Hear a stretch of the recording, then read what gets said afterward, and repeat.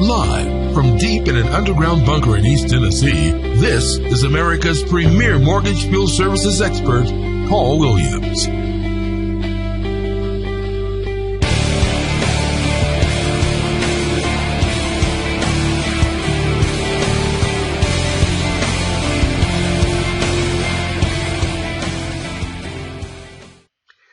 Good afternoon, ladies and gentlemen. I'd like to welcome you back to another edition of Foreclosurepedia Podcast.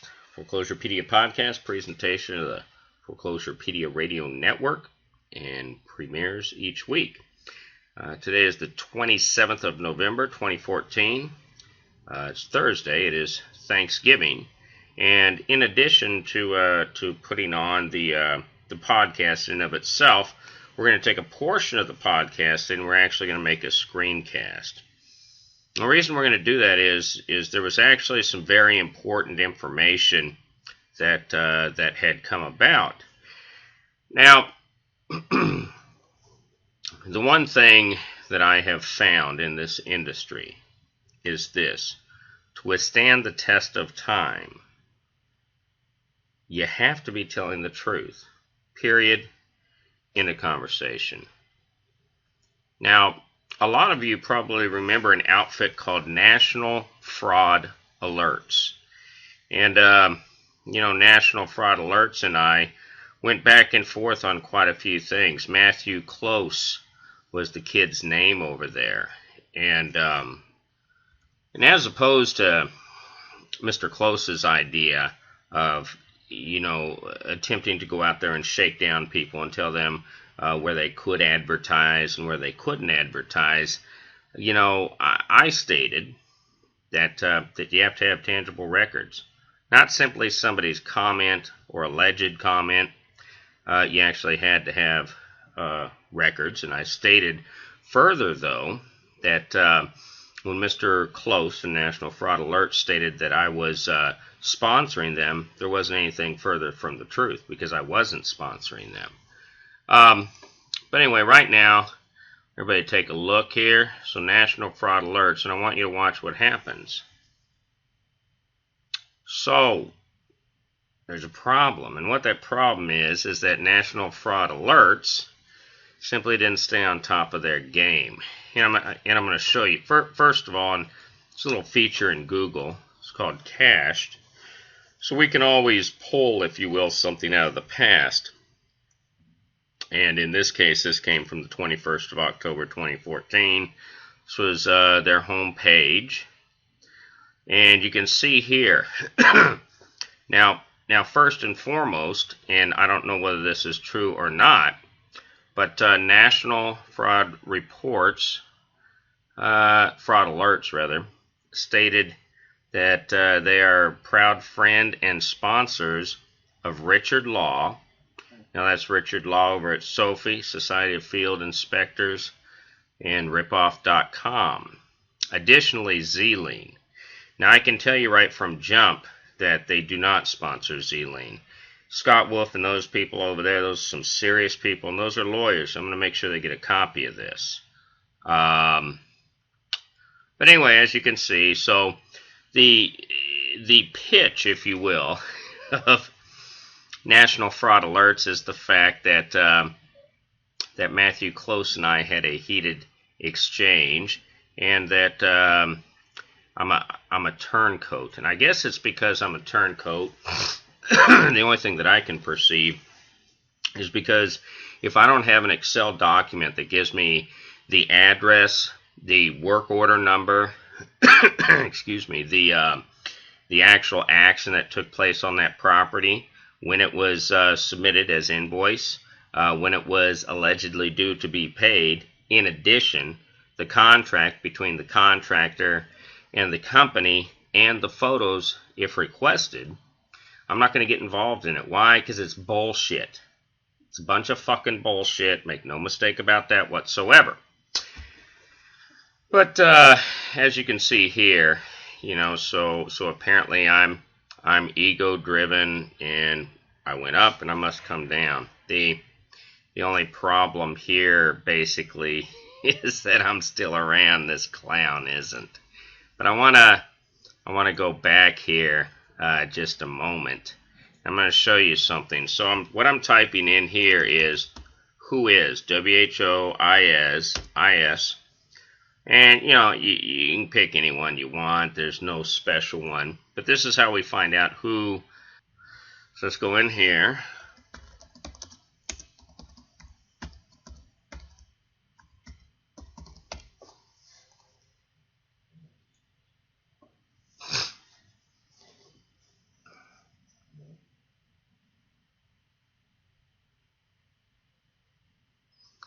And we can see here that the problem is Mr. Close didn't pay his bills, or whoever owns it. Here's true irony. So National Fraud Alerts is going to jump everybody's ass about paying their bills, and yet they don't seem to have the $30 or $40 a year to pay their own bills. So neither here nor there, but there's a couple other deals on here. I wanted to, this one right here specifically. So this is an outfit, Clutter's Cleaners. I don't know jack shit about them. I'm actually going to reach out to them. And I love this. This is what I call the quintessential shakedown. Discontinue advertisement. Hold on a minute, Matthew Close. Who the fuck are you? Are you the United States government? Are you the Federal Trade Commission? Are you a state-appointed authority? Because you don't have the legal right to tell anybody, stop advertising. That's not within your purview. But he goes on. Discontinue your Craigslist ad. NFA will consistently flag your ad. I'm not sure what state he's in, and I'm not sure what state excuse me, he's conspiring to do this in.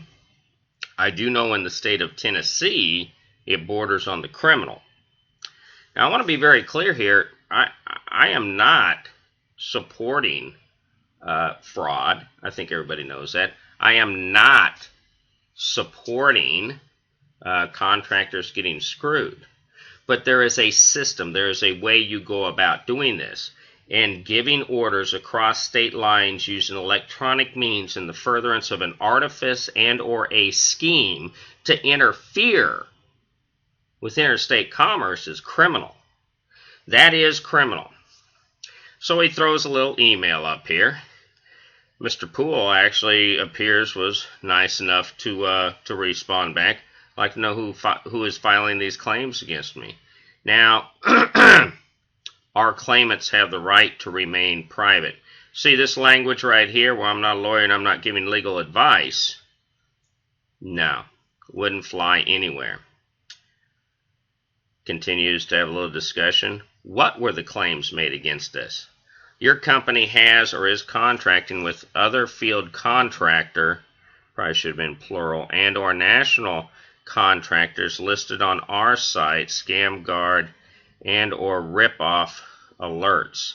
2 P's, I don't know. Low payable. So right away, Mr. Close is stating that he now is the authority to state what a work order should or should not pay. That is one of the providences that Foreclosurepedia has never become involved in. Foreclosurepedia is a staunch supporter of capitalism.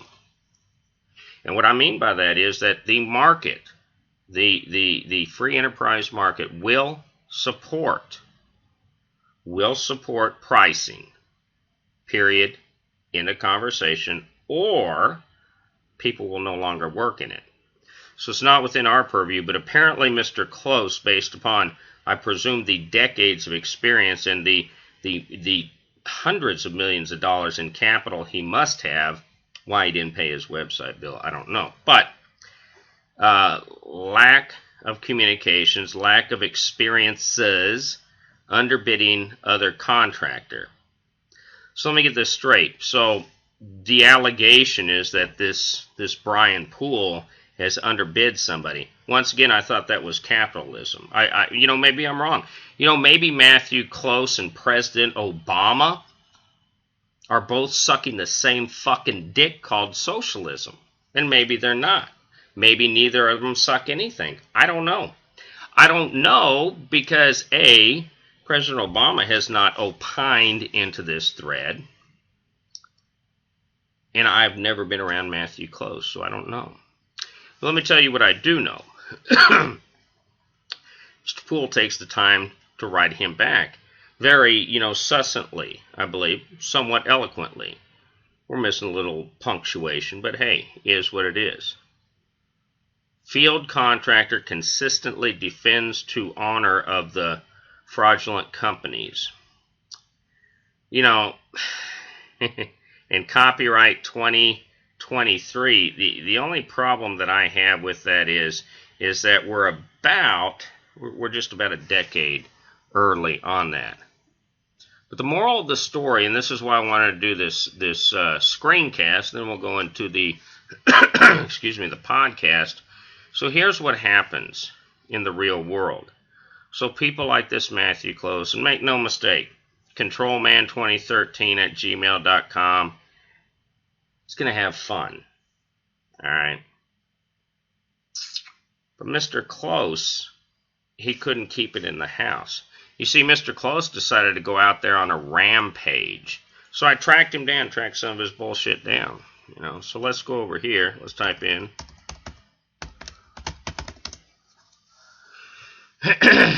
And you can see, obviously, Foreclosurepedia controls the first page.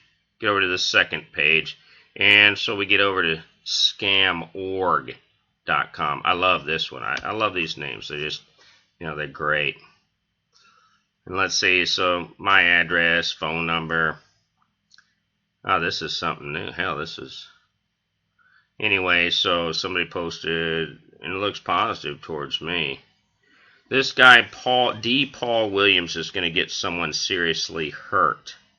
And I'm slandering companies, and I have a huge ego. This guy is unique. The problem with this is the language is nearly identical when you study the vernacular to Mr. Close. Now, I published back in very point blank, and I stated that, why didn't you pick up the phone and call me if you have a problem? I list my name. This guy didn't. This guy apparently did. My name is John Herbal. I appreciate that, John. And this guy seems positive. I don't know who it was. Here's the reality. Outfits like National Fraud Alert, Scam.org, all these hucksters, they're a dime a dozen. Dime a fucking dozen. And with specificity to Mr. Close, when you insinuate that I should have been sued, so you were incorrect. I had 9 companies attempt to sue me, and not a single one of those cases ever made it into court. And that is because when I reached out to counsel, and this is with Eric Miller, the executive director of the National Association of Mortgage Field Services. This is with Assurant. This is, this is with Heather Berghorst. On and on and on. None of these cases made it to court because of the fact that when I reached out to counsel, I told counsel 2 things were going to take place. The first thing that I said that was going to take place was I was going to produce the documents in redacted form showing the emails, the information, the Excel spreadsheets. And that would have happened in camera with the judge and myself only. And then I turned right around and sued for exemplary, compensatory, and punitive damages. The second thing that I stated was that we were going to engage in extremely protracted and asymmetrical discovery. None of those companies wanted that to happen. Because whether I say I want a week's worth of emails or the past 10 years worth of emails, I was going to find something somewhere. And they all took a pass. Now, with respect to Mr. Close, and you can mark my words on this, by stating he sponsors outfits like Zealine, I don't know. Yeah, I'm going to reach out to Scott Wolf, and I'm going to see what he has to say. I just don't think lawyers of that caliber are receiving any type of compensation, and that is what sponsorship is. I don't think they're receiving any compensation from Mr. Close and his crew. With respect to Richard Law, once again, I don't think Richard Law is receiving any type of compensation, but I could be completely wrong once again. But I'm going to keep everybody in the loop on this, and we're going to track down Mr. Close. We're going to track down, if he's close enough, no pun intended, I'm going to go pay him a visit. We'll show up camera in hand, and, so we'll have us a little discussion.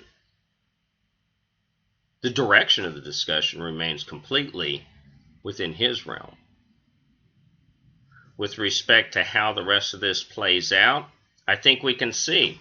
I think we can clearly see that obviously national fraud alerts, they just don't exist anymore.